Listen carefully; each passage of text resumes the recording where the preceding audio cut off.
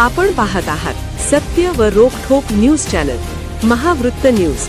आवाज तुमचा, ताकद आमची.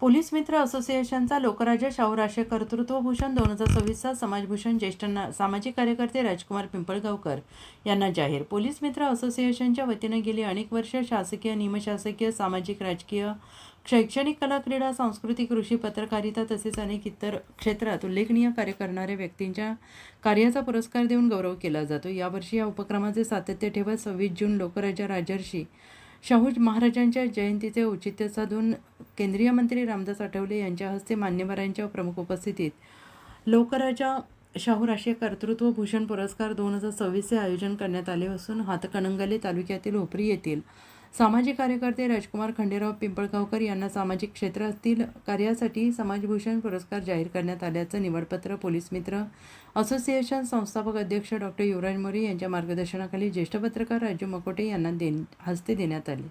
सर्वसामान्यांच्या प्रश्नावर सातत्यानं रस्त्यावरील आंदोलन, मोर्चेकडून न्याय मिळवून देण्यासाठी प्रयत्न केले.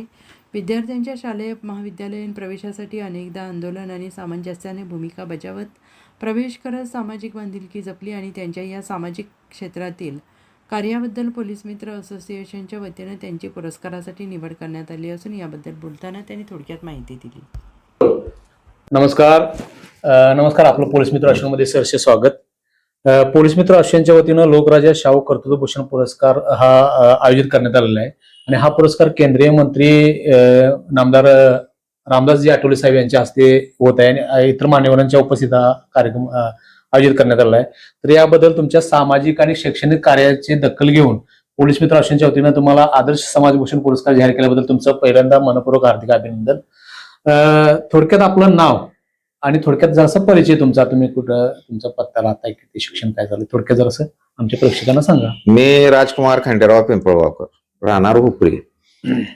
1986 पासून सामाजिक, राजकीय, शैक्षणिक क्षेत्रामध्ये कोल्हापूर जिल्हा तसेच पश्चिम महाराष्ट्रामध्ये माझे योगदान आहे.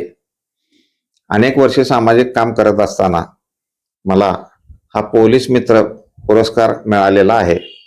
हा पुरस्कार मी माझ्या कुटुंबीय तसेच मित्रमंडळी, माझ्यासोबत काम करणाऱ्या सामाजिक कार्यकर्त्यांना देत आहे. अण्णा, आपलं सामाजिक क्षेत्रातलं जे योगदान आहे किंवा शैक्षणिक क्षेत्रातलं जे योगदान आहे की तुम्ही कधीही त्याचे जाहीररित्या वाच्यता करत नाही की बाबा मी हे केलंय, हे मला म्हणजे प्रसिद्धीपासून तुम्ही त्या गोष्टीपासून तुम्ही थोडंसं वंचित असताय. तर ह्या गोष्टीची दखल आमच्या पोलीस मित्र असोसिएशन घेण्यासाठी तुमच्या नावाचा जे संदर्भ आहे ते आमचे ज्येष्ठ पत्रकार मार्गदर्शक राजेंद्र मकोड सर यांनी दिलं की आम्हाला सांगितलं की तुम्ही प्रसिद्धीपासून थोडंसं लांब आहे, तुम्हाला प्रसिद्धी आवडत नाही सामाजिक क्षेत्रात. नेमकं काय असं सामाजिक क्षेत्रात तुम्ही गेले आणि कौशल्य काम करताय? शैक्षणिक क्षेत्रात म्हणजे शैक्षणिक म्हणजे कुठल्या संस्थेचं तुम्ही नाहीये, पण शिक्षणासाठी तुमचं थोडंफार जिथं काय गोरगरीब विद्यार्थी असतील किंवा असं काय माध्यमातून असेल तर तुम्ही जर सहकार्य करता तर थोडक्यात आम्हाला माहिती काय. 1986 पासून शैक्षणिक क्षेत्रामध्ये त्या काळामध्ये शाळा, कॉलेजेस फार कमी असायचे. मुलांना ऍडमिशनचा फार प्रॉब्लेम व्हायचा. गोरगरीब मुलांना ऍडमिशन मिळत नव्हतं. त्यावेळी आम्ही संस्था असून दे किंवा शाळा असून दे त्या ठिकाणी जाऊन आम्ही आंदोलन करून प्रशासन आणि विद्यार्थी यांच्यात मार्ग काढत होतो. या काळात आता प्रचंड सगळीकडे शाळा झालेल्या आहेत, इंग्लिश माध्यम असून दे, मराठी माध्यम असून दे. पण 86 पासून त्या काळात शाळा फार कमी होत्या, महाविद्यालय फार कमी होते.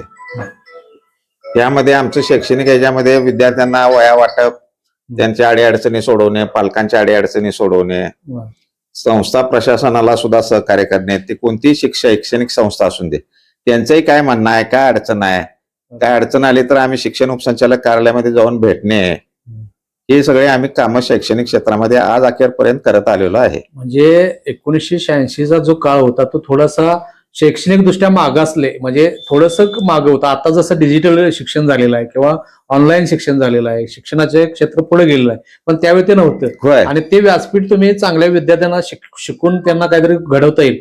म्हणजे गोरगरीब घरातले जे विद्यार्थी आहेत, म्हणजे बहुचित, पीडित, वंचित जे आहेत सगळ्यांनाच त्यांना काय शिक्षणाचा लाभ मिळावा आणि त्यांचं आयुष्य घडावं यासाठी तुम्ही ते प्रयत्न करत होता. मग त्यासाठी तुम्ही आंदोलनं केलीत, सामंजस्यपणानं कुठेतरी चर्चात्मक तोडगा काढण्याचा प्रयत्न केला. एक तुमचं कार्य आहे ते खरोखरच खूप कौतुकास्पद आहे. सामाजिक क्षेत्रात तुमचं कार्य करत असताना तुम्ही असं आमच्या निदर्शनास आले की तुम्ही तुमचं राजकीय वलय सुद्धा फार मोठं होतं. अगदी ठाकरे घराण्यापासून ते अगदी राज्यातील दिग्गज माजी मुख्यमंत्री असतील, बऱ्याच लोकांच्या बरोबर तुमचं बसणं उठणं संबंध चांगल्या पद्धतीनं. तर त्यात थोडक्यात त्याबद्दल काय सांगावं?